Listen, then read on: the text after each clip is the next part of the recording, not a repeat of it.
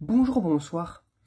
Aujourd'hui, ce soir, on se retrouve pour une nouvelle vidéo. Alors, dans cette vidéo, je vais présenter et tester deux nouveaux tubes fluorescents. Le troisième, il est là. Je vous dirai pourquoi je ne peux pas le tester pour l'instant, mais il a l'air d'être neuf. Alors là, nous avons deux tubes fluorescents. Alors déjà, celui-là aussi, pareil, il est assez spécial, mais je peux le tester. C'est pour ça que j'ai amené cette fois-ci cette règle-là. Vous allez savoir pourquoi.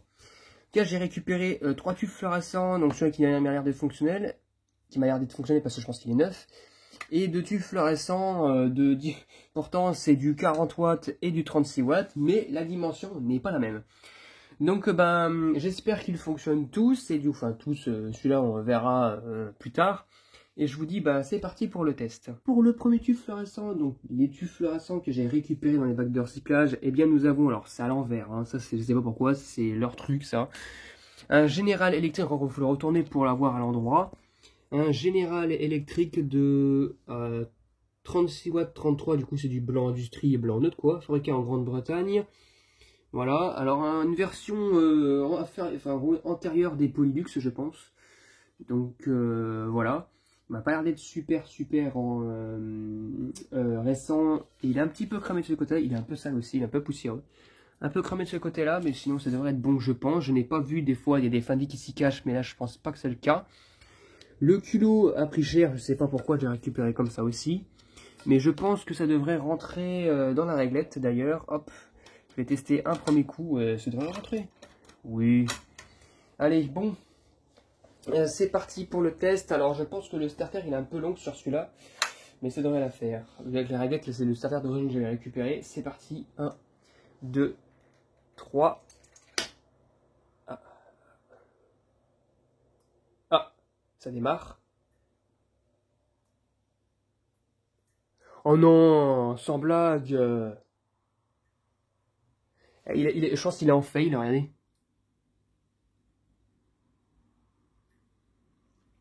Ouais, il est en fail. Oula, plus qu'en fail même. Regardez. Oula.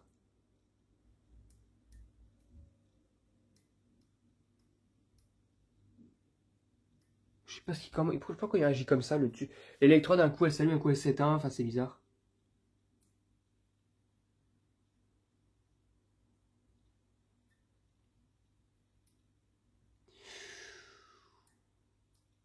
Ah non, il est percé, le tube, il a percé. Non, il a percé, il a percé. Il a percé le tube. Oula. Il a percé, alors très doucement, mais il a percé, visiblement. À mon avis, de là, ça ne m'étonne pas. À mon avis, il y a une broche, enfin, en gros, il doit y avoir un truc qui a dû bien s'enfoncer. Et du coup, ça a créé une légère entrée d'air. Donc, à mon avis, il y a encore un peu de gaz à l'intérieur, mais il est en cours de perçage, enfin, je sais pas. Donc là, le tube, à mon avis, je vais le cramer d'une autre manière. Mais là, à mon avis, je laisse pas de minutes avant qu'il casse au niveau d'une électrode. Du coup, tant pis pour lui, déjà pour le premier tube fluorescent, c'est un peu foireux. Du coup, je vais passer au second tube. Pour le second tube fluorescent, alors là, vous allez être un petit peu étonné. Du coup, c'est un Philips TLD 40 watts 33-1.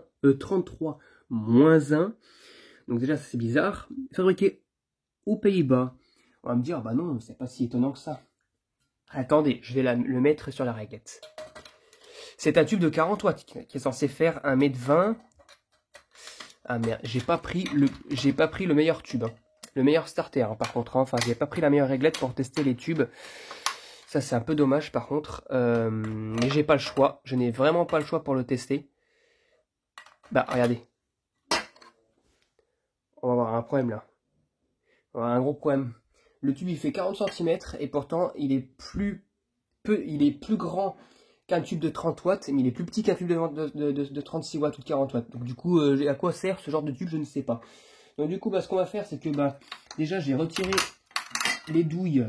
J'ai retiré en fait les douilles du machin là, parce que c'est ça en fait qui à mon avis qui pose problème. C'est aussi bien le starter que la base là qui pose problème pour les tests de tubes des tubes de T12. Donc c'est un peu compliqué. Du coup, ah voilà. Déjà, on peut faire ça. Et ce que je vais faire, c'est que je vais enlever la douille, celle-ci là, je vais la retirer.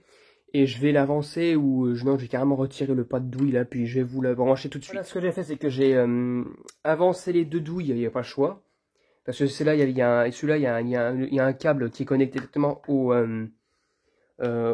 domino où je peux pas en fait le tirer trop. Et en fait, et celui-là, en fait, je peux le tirer comme je veux.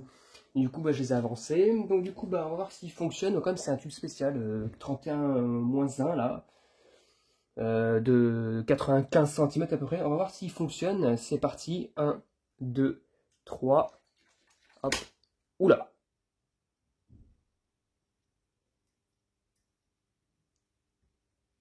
Eh bien, il m'a l'air de fonctionner. Truc dessus par contre. Mais d'ailleurs, il m'a l'air d'être neuf à mon avis. C'est simplement en fait à mon avis un tube qui a été jeté parce que bah, il n'y avait pas la référence, pas la règle qu'il fallait. Un tube de 95 cm en 40 watts, franchement, je vois pas trop là. Je vois pas trop à quoi ça sert. Au début, je pensais que c'était comment dire, les papilles des tubes de 30 watts, mais non, même pas, parce que c'est du 95 cm. Donc, je vois pas trop à quoi ça sert. Pour les réglettes comme ça, j'ai jamais vu des règles de 95 cm pour les tubes flous. Donc, c'est vraiment assez étrange. La gravure, elle est où la gravure, tiens? La gravure, elle est... Bah, je la vois pas. Ah si, elle est là, juste là. Il fonctionne nickel, le tube, par contre, c'est cool. Et par contre, ouais, c'est étrange quand même. Je sais pas, genre, du début des années 80 à 70 à peu près ça. Le début des années 80 à peu près. En plus, il démarre tout seul. Le starter, il est tellement long qu'il redémarre tout seul. Donc, bon, bah ouais, c'est étrange comme modèle ça. Mais bon, au moins, il fonctionne. Il n'est pas en fail. Parce que, il faut savoir que quand je l'ai récupéré, j'ai repéré aussi une sorte de petit impact. Je vais vous le montrer. Alors, le petit impact, j'ai vu, il est là. Regardez, ici. Voilà. On voit pas trop là comme ça. Hop. Ouais, on voit pas trop, ça se voit pas trop. Mais là, le petit truc là ici qu'on voit là, eh ben c'est un impact. Donc heureusement, il est dans le tube, il dépasse pas l'extérieur parce que je pense que ça aurait provoqué, le tube aurait percé aussi. Donc voilà. Par contre, le poudrage, dès qu'il a pris, ouais, regardez, non, mais on le voit pas trop, hein, mais regardez. Ah merde, c'est vraiment dommage, on ne voit pas trop comme ça là. Regardez. Ça crée une sorte d'impact dans le poudrage, comme si le tube avait, comme s'il y a eu une inspiration d'air, alors que pas du tout, son tube ne démarrerait pas. Hop. Et là, hop là, il fonctionne nickel. Eh bien, bah c'est cool. Du coup, maintenant, ce que je vais faire, c'est que je vais vous présenter le troisième tube, mais pour l'instant, je ne vais pas le tester parce que j'ai pas la règle qu'il faut. Donc, je vous dis à tout de suite. Si, le tube fluorescent que j'ai récupéré dans les bacs d'Earthscale, du coup, je l'ai récupéré dans le second bac, c'est-à-dire le bac de la comment ça s'appelle déjà? Oui, de l'entrepôt de bricolage, anciennement la boîte à outils. Alors voici un tube Mazda Fluor en 20 watts, visiblement qui était fait pour une vitrine, c'est marqué vitrine ici. TFR 20 BI, du coup c'est du 20 watts en blanc industrie. Et donc du coup si je sors le tube, regardez sur quoi je tombe. Je tombe sur un culot bipin, donc du coup c'est les culots en clipsé comme ça là. Pour les réglettes à allumage instantané là, en ferromagnétique. Le tout c'est que j'ai pas ça encore. Voilà. Le tube il est magnifique, il est un peu sale sur le côté parce que c'est le carton. Et là il y a la bande d'amorçage qui est complète. Donc voilà, le tube il est tout neuf, mais j'ai pas la règle qu'il faut pour l'instant. Du coup bah, pour l'instant je peux pas le tester. Donc ça fait un peu chier quoi. Donc même pas vite fait, non rien du tout. Je peux peut-être éventuellement tester avec un ballast seul, mais je pense que les ballasts... je pense que les ballasts rapides sont différents des ballasts classiques qu'on a tendance à croiser. Bon là il y a un cache électrode.